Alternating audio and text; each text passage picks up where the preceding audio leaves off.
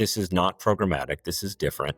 But I think this idea that as a brand, my content, my experience should live wherever the consumer is, whether that's on my owned and operated properties or outside of those walls, and be able to engage with consumers intelligently and adapt on the fly, it's really a totally new paradigm.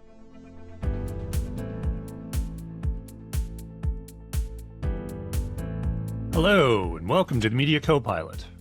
It's a podcast that explores how AI is changing media, journalism, and content creation. I'm Pete Pachal, longtime tech journalist and founder of the Media Copilot, and I'm excited to bring you fascinating conversations with fellow journalists, media executives, and the people building how the business of news will work in the future. This week, I welcome to the podcast Michael Rubenstein. Michael's had a long career in the ad tech business. He was heavily involved in a little thing called DoubleClick, and he actually ended up being the founder of its ad exchange after it was acquired by Google. Now Michael is the co-CEO of Firsthand, a company that's looking to reinvent online ads for the age of AI. Firsthand believes the future of ads is all about, you guessed it, agents. In the same way people see ads on publisher sites today, you can imagine them encountering agent experiences.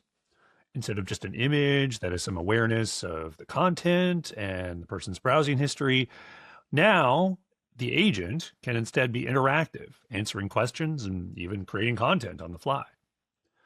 This opens up a whole realm of possibilities, and ideally the experience could be much more attuned to what the reader actually wants. That has obvious advantages for advertisers, publishers, but it also brings new concerns around privacy. Always a big deal when ads are involved. And where is all this going? What happens when a consumer agent encounters one of these ad agents? Is it agent inception? Michael and I get into all of it. So I hope you enjoy the conversation. And if you do, I'd be grateful if you'd leave a review for this podcast. Reviews, especially in Apple and Spotify, really do help the show. So please leave one if you can. Also, a quick note. You may not know this, but a big part of my business at the Media Copilot is teaching AI to editorial teams. I host a monthly virtual AI class for beginners. It's only 60 minutes. And like everything I do, it's focused on practical takeaways for media professionals, people in journalism, PR, and communications. Plus, it's only $49. Each one's a live class, so it's always up to date. And I guarantee you'll walk away with something you can apply to your day-to-day. You can sign up at mediacopilot.ai. Okay, now it's time for my conversation with Michael Rubenstein, co-CEO of Firsthand. Michael, welcome to the Media Copilot. It's a pleasure to be here. Thanks for having me. Cool. Yeah, well, thanks for coming. I'm excited to get to know you and Firsthand and what you guys are up to. So I'm excited to talk to you because, there's obviously a lot of hand-wringing these days in the media business and all the problems and the challenges that AI presents. But you guys are working on solutions, and they seem pretty interesting to me. So before we get into the texture of it, the details and the big picture stuff, let's start with Firsthand itself. For people who've never heard of it, what is Firsthand? What problem are you trying to solve? Not just for publishers and advertisers, but let's try to focus there in this world of AI and how people are sort of newly engaging with content or letting AI do it for them. Yeah. Well, Firsthand is a 2.5-year-old company that operates really at the intersection of AI and advertising and marketing. And we've been building companies, my co-founders and I, in this space for our entire careers.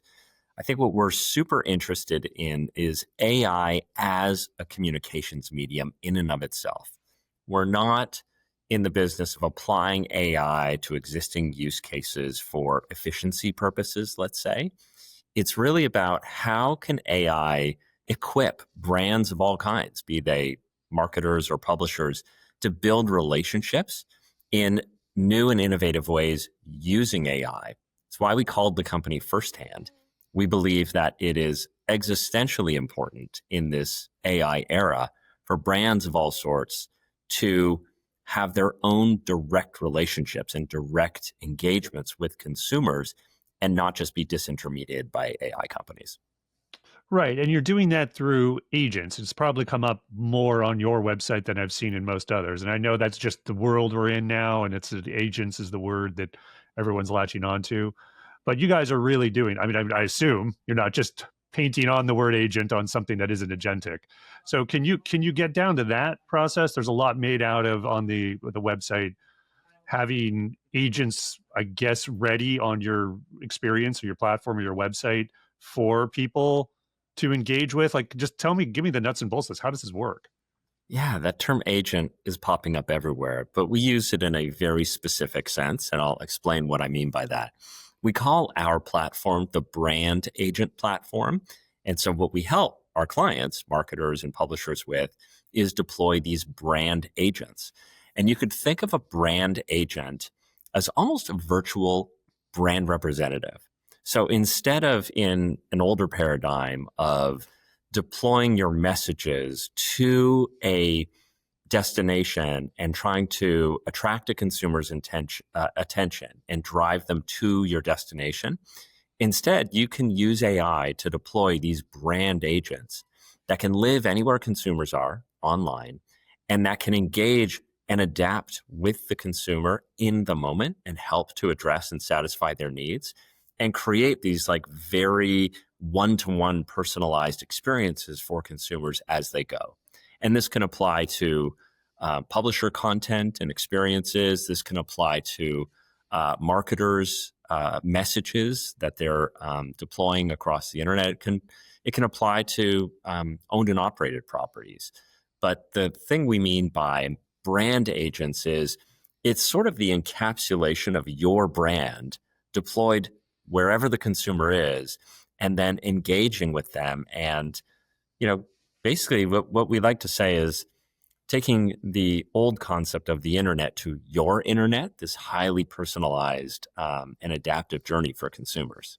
Okay, so that sounds interesting. It also, I've got to be honest with you, it sounds vaguely creepy in the sense that like you have these brand agents that are kind of like, it almost sounds like a supercharged cookie that's going to follow me around, but is actually more proactive and might know more about me.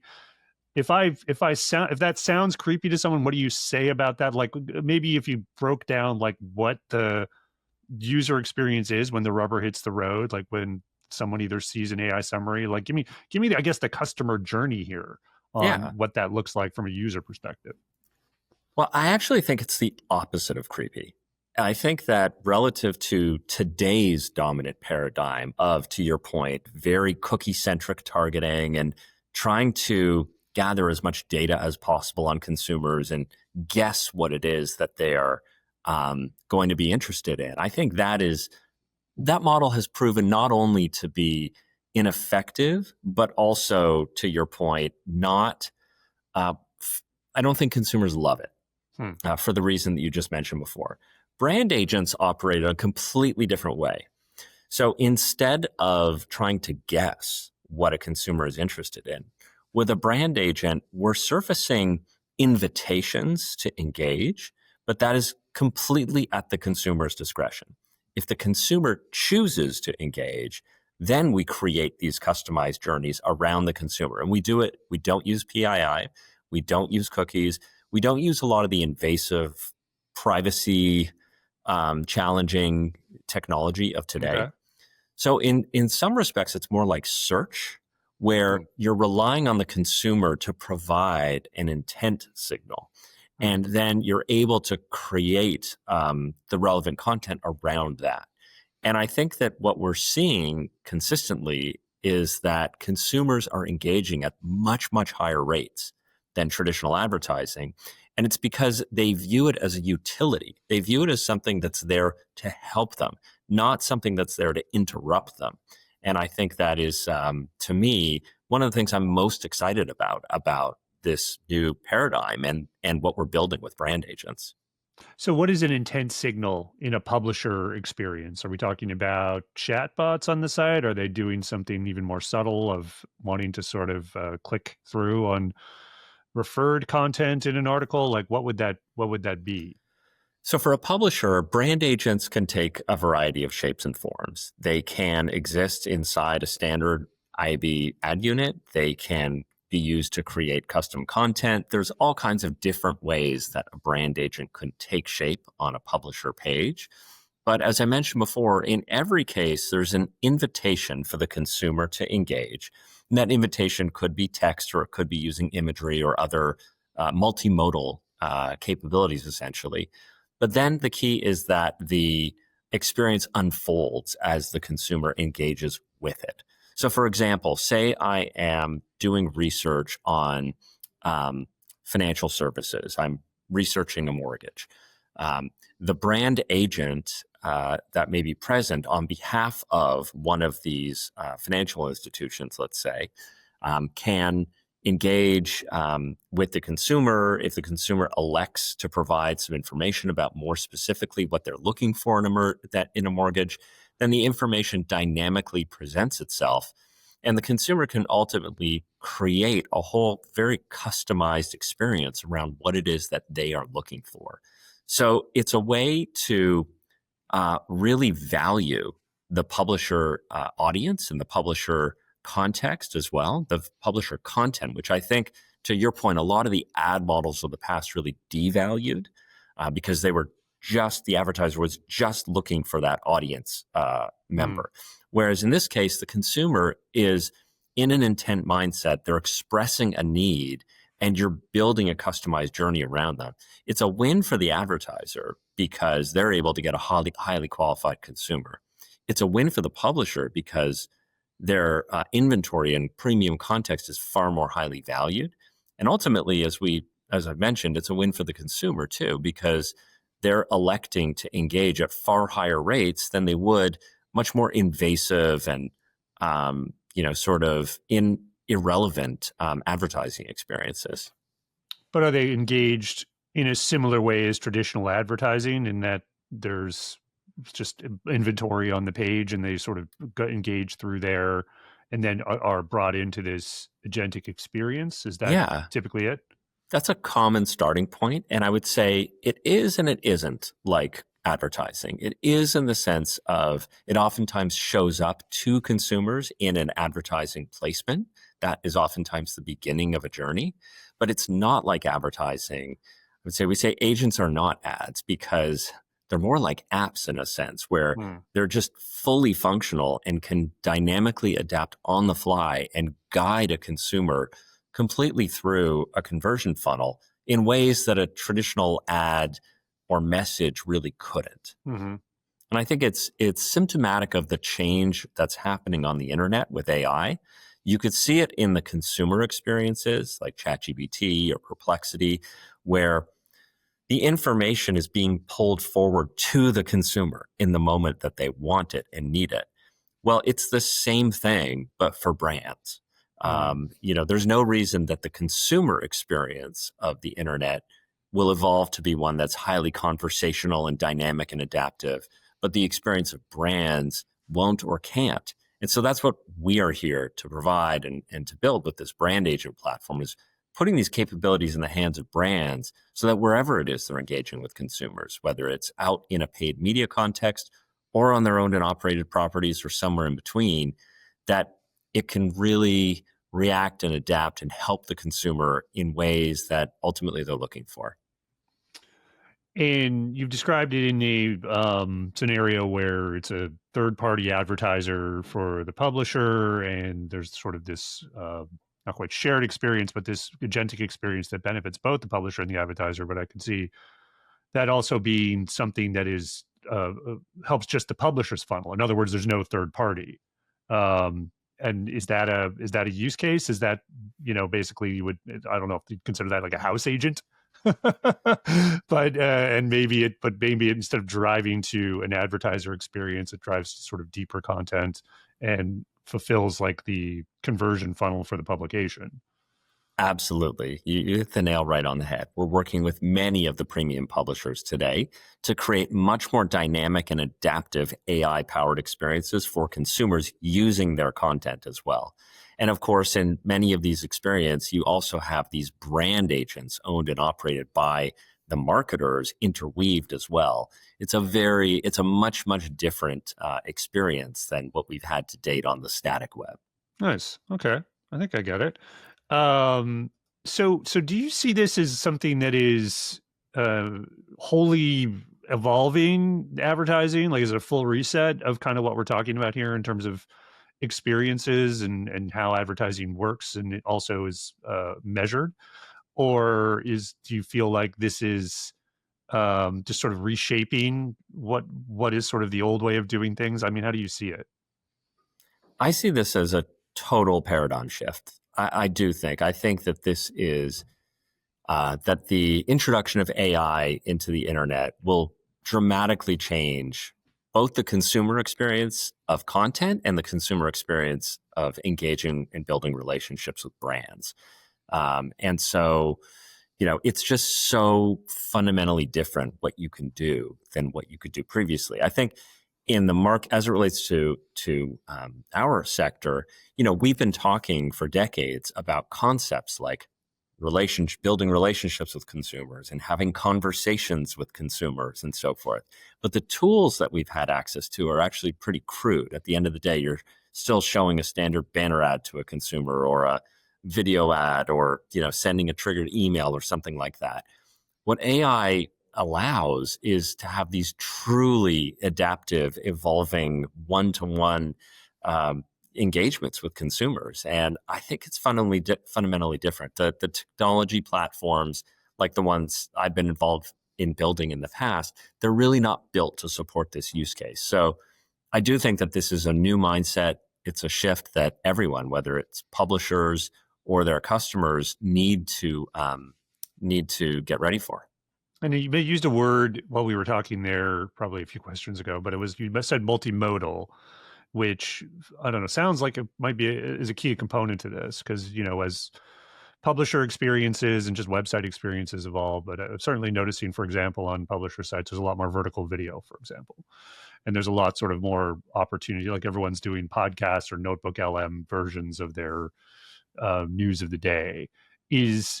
So in other words, they're trying to meet consumers where they are in terms of what they prefer and how do they prefer to consume it. And I, assume this agentic platform can leverage that in that, oh, this person seems to engage with nothing but vertical video on this site. Well, maybe there aren't necessarily like a ton of assets ready, but it could sort of create them on the fly in terms of like what the experience is, or maybe it's a little more interactive than that. I don't know. Maybe you could. I'm all about where the rubber hits the road. I kind of really want to see this and see how it looks and works and feels in action. So just give me more of a sense of like what the possibilities here, which it sounds like it's kind of like that. Am I getting warm? Yeah. I think I used another word also when we were speaking earlier, which was conversations. And when you say conversations, what we mean in the AI context is, as I mentioned before, the ability to go back and forth in real time and to have this adaptive and very expansive engagement between a consumer and a brand. And that brand, to your point, could be the publisher's content or it could be the marketer at the end of the day. And I think that is a foundational precept to what we're building here. But the reason I called out multimodal is because when we think about conversations, we often think about text and chat. And although text and chat are really core to what we offer, and I think what AI enables, it's not the only thing. I think imagery, video, voice over time, these additional modalities are also in scope and part of the adaptive experience that the consumers have as they navigate through the content. And so I do think it's important, whether it's surfacing videos to consumers or surfacing, product imagery, things of that nature. It's all part, I think, of creating this really compelling internet experience and personalized internet experience. So say I'm a publisher, I'm hearing you talk about this and I'm like, man, this is the future. It's great. I want to get involved. I want to at least try this out. How heavy a lift is it? How do I get this on my platform? And, what do I have to provide? And, is it sort of more of a thing that I need to develop a lot of things toward and build a team around, or is it fairly plug and play? What happens? It's very, very light lift. In fact, I'd argue it's lighter lift than the ad systems of the past because ultimately you provide the system the guardrails, and then it just goes. So for us, a core foundational piece of our system is something we call Lakebed. You can think of Lakebed almost as a clean room for AI agents. It's where the publisher's content and our knowledge of what's happening in the publisher's world exists, and the same for the brand, but they don't get commingled or merged in any way, shape, or form.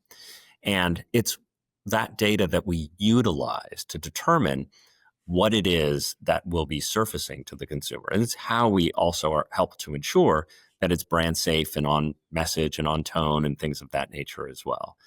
And so essentially, the setup is pretty much working with us to ensure that the data that we need access to is there, which is very, very easy, extremely easy to do. And then, typical campaign stuff. We decide, how long the campaign is going to run and where it's going to run and all these things. It's pretty straightforward. Yeah, you mentioned guardrailing, and you went right where I wanted to go next, which is like when you deploy these agents in the wild, like how do you ensure that they don't drift and there's no, or at least hallucinations are kept to a minimum. There's people who, notoriously, especially in this area of AI, people like to break things. Like you expose something and everyone wants to like do the worst possible thing with it just to see if it'll do it. I feel like that's just a thing whenever you do any kind of agentic experience or AI driven experience. How do you guardrail against that? Yeah, we have lots of ways to guardrail. And I should mention our backgrounds. I think we're well known in the industry for having built large enterprise platforms for the biggest publishers, the biggest marketers, even in regulated industries. And so we know a lot about safety and guardrails. And this platform is no different. We've architected it with a lot of controls to make sure that what's ultimately surfaced in front of the consumer is safe. What we do is, a few things I would call out. One, as a reminder, we're only pulling from approved content, be that contents on the publisher site or something in the marketer's IP base. And I think that really helps to cut down. So we're not like ChatGPT where we're querying trillions of data points and trying to figure out the best answer. We're already pulling from content that's been approved. Very, very safe, totally safe. The other is we've built in many different controls. For example, what we call an experimentation platform, which allows for companies to preview in experimentation mode content and outputs before they go live. And I think that gives people a lot of comfort. And if the models are not outputting content at a certain threshold, then we just won't push the campaign live until it does. And so I think there are a number of different, we've also developed a lot of controls for regulated industries. We work with FinServ, we work with pharma, and I think we've developed a lot of controls to be able to work with their preferred models or to be able to be cognizant of their regulatory requirements and so forth that ultimately really make it brand safe. So it's a critical piece of this and something that I think are well equipped to address. So let's talk about measurement and metrics for a minute, if you don't mind. I don't think this is too far in the weeds, but it's sort of just fundamentally like in the traditional sort of CPM world. You get your impressions and checks are exchanged. There's sort of traditional affiliate, which just sounds like it could intersect with a bit like more performance marketing. Like, okay, if we're driving transactions or we're driving conversions, then that's ultimately how, like, what this is the measure of. And then does that turn into more revenue for the publisher potential? I don't know. Like, tell me what success looks like when an agent is doing its job well, both for the brand but also for the publisher. If it's like I want to increase my brand loyalty type experience, what do those two sort of tracks look like? Yeah, I'll say one of the really cool things about brand agents and about AI is, as I mentioned before, when you look at traditional measures of success and traditional metrics, they outperform by orders of magnitude. I mean, you're talking about like 4 to 5x outperformance in terms of even initial engagement with these branded experiences. And is that If like time with the agent? How are you measuring engagement? that's even just there would be like just basic. As a consumer, am I choosing to engage at all with this experience? Once consumers are engaging with the experiences, then you're talking about 10, 25, 30x effectiveness in terms of absolute engagement with these experiences. So there's even on the basis of traditional measures, there's no basis of comparison. I mean, it's absolutely next level, which is really exciting. But I think the thing that is even more exciting than that is the fact that there are all these new sources of value that are created using brand agents that were never possible before. So, for example, the insights that we're able to deliver back to the publisher or back to the marketer after these campaigns that basically demonstrate and break down for them exactly what messages and exactly what content and what combinations of those consumers reacted to best. It's like having a real-time survey that's running all the time. The insights are so unbelievably valuable. We have not yet had a situation where I have not seen a marketer or a publisher's jaw hit the table when they see the outputs of these campaigns. It's not just so helpful for future marketing campaigns, but also new product development. I mean, this is really, really absolutely compelling real-time information. But the stuff you're pointing at, it's like engagement level, and I guess depending on the campaign, are they trying to get an email capture, subscription, et cetera? Like they're just getting orders of magnitude better results from them? Yeah, depends obviously on the campaign and the objective. Some people are looking to capture an email address, to your point, or to impact a download, or to generate a lead for a high consideration item. And for others, it's much more straightforward. It's drive to a transaction. We've worked with a lot of retail and e-com clients who are using the brand agent to give consumers the ability to drive the experience and basically dictate where it is that they're going to go on the retailer's site. And we've just seen examples or outputs that just are unthinkable. So I'll give you one example. We've worked with a retailer who surfaced products inside a brand agent that were keyed off of what the consumers were reading about. And instead of having to guess at what products to put in front of a consumer, which again, that's the old paradigm. That's the stuff I've done for many, many years. That's using cookies and trying to target and guess what the consumer is interested in. Instead, they surfaced these intelligent brand agents that gave consumers options. And then when the consumers engaged, they went further and provided further options and so forth. And the consumers used the experience to go to hundreds of different product pages and explore thousands of different products. And that just is totally unheard of in the traditional advertising world. And so you can start to see how much more power is there than we've had to date. Nice. So where do you see this going? Like in terms of like this becoming a new form of advertising? Are we going to see marketplaces for like agent slots, like in the same way we have programmatic today? Is it going to be more like display? I know it's early days, but like you must be sort of thinking about, okay, if this scales, like what does this look like, 2 years from now, 5 years from now, et cetera? It is really early. I do think, though, that this is not programmatic. This is different. And this market will evolve in its own unique way. But I think this idea that as a brand, my content, my experience should live wherever the consumer is, whether that's on my owned and operated properties or outside of those walls, and be able to engage with consumers intelligently and adapt on the fly, it's really a totally new paradigm. My belief is it is the predominant way that consumers will engage with content and will engage with brands on the internet in the years to come. And so I think we all have a lot of work ahead of us.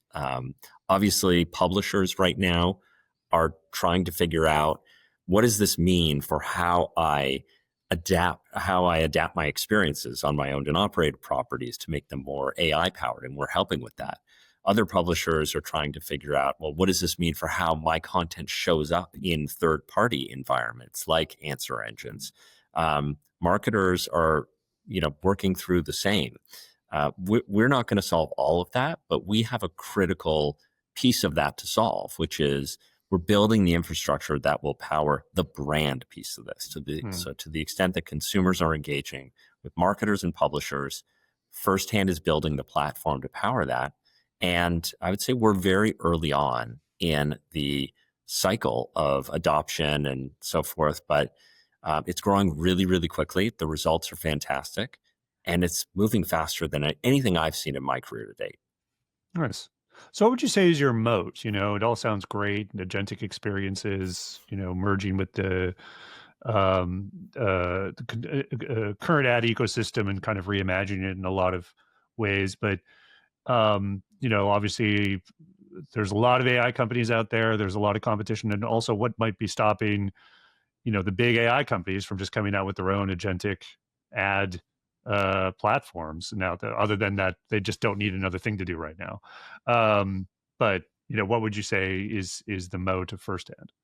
The moat of Firsthand is the fact that we are solely and exclusively focused on our customers, which are the brands. We exist to build AI services for the brands and to help them to communicate with consumers wherever they are using AI. And that's just not what the big AI companies are doing. They're trying to capture the consumer.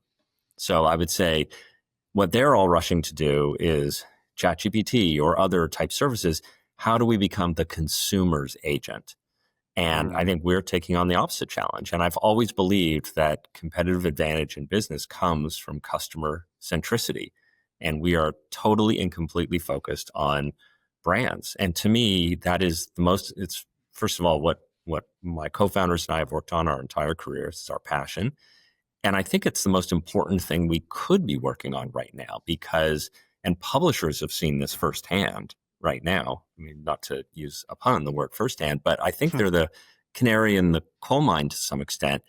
You see that the potential is there in the AI marketplace for massive debranding and commoditization of traditional business models. And I think that leads to a worse internet and a worse consumer experience, ultimately, if that happens, and certainly a worse business for our customers. And so I think what we're doing is incredibly important here. We're helping marketers and publishers figure out how to remain brand relevant with consumers in an AI era. And it's a fun and important challenge. And I think if we stay focused on that, then our customers will build really great businesses in this new AI era, and we'll do okay as well. So what about the side of this where, like you say, there's a disintermediation effect, or I'm not even sure what to call it, honestly, but the whole idea of like people are sending their own personal agents out to get things for them from these experiences, right? And so then their agent presumably comes to some content provider, and do they encounter these agents? Is there an agent to agent experience here? Am I getting too sci-fi for what this is? I mean, I guess, does this depend on people actually coming to websites, which, some people are predicting is going to be greatly reduced in the future because of agentic browsing of the internet for personal agents or consumer agents, right? How does that factor into the world you envision? Well, again, we called the company Firsthand because we believe it's existentially important for brands to be brand present in front of consumers and engaging directly with consumers. So I'm sure some of what you mentioned there will be a part of this new AI future we're venturing into. But to me, if you're not, as a brand, and that could be a publisher or a marketer, if you're not directly in front of the consumer, if you don't have a first party relationship with them at all, and you're just intermediated by someone else's agent and someone else's technology, then ultimately you're in a commoditization situation. And I don't think that's in the interests of most companies out there, especially those who have really invested a lot and care about their brand and care about the relationships with those consumers. Yeah, I just feel like I'm kind of sort of envision what this would kind of look like if there was this kind of agent to agent handshake that happens where you as the consumer ask for some information on something from whatever. It doesn't really matter whatever your personal agent is, whether it's your chat GPT or perplexity or whatever, it comes back with the information, but there's also something like you can go deeper on this with this brand agent or Yeah, something. And absolutely. then you don't even go to the platform, but even though the platform facilitated that, whatever it is, it could be a publisher. But it finds that publisher, because of its reach, also has the reach, extends the reach of the brand's agent. And so there's 100%. everyone kind of gets a slice. I mean, this is kind Yeah. of kind of envisioning what the economics of that would be. But I Yeah. do feel like in the world that I'm sort of proposing, where it's like most people are just getting their assistants or their agents to get stuff for them, maybe that's ultimately like what happens. Yeah, I couldn't agree more. And remember, we've built this platform so that brand agents can live anywhere, not just on your owned and operated properties. And Right. it's a big mentality shift. The idea that as a publisher now, I'm going to exist out there somewhere, not as a destination, but as an entity that is able to engage consumers in the moment when they need me and when they want me and we think that that is really exciting and a big opportunity. It, in many respects, expands the opportunity for IP owners, be those Mm. publishers or be those marketers, to be present in every touch point. But it's a new paradigm. Are you seeing any like initial takeaways on some specifics? Like, are there any particular verticals, for example, that are seeing some good traction here? You mentioned sort of as an example, the financial example, but there's other areas. Obviously, there's health. I don't know, product reviews, etc.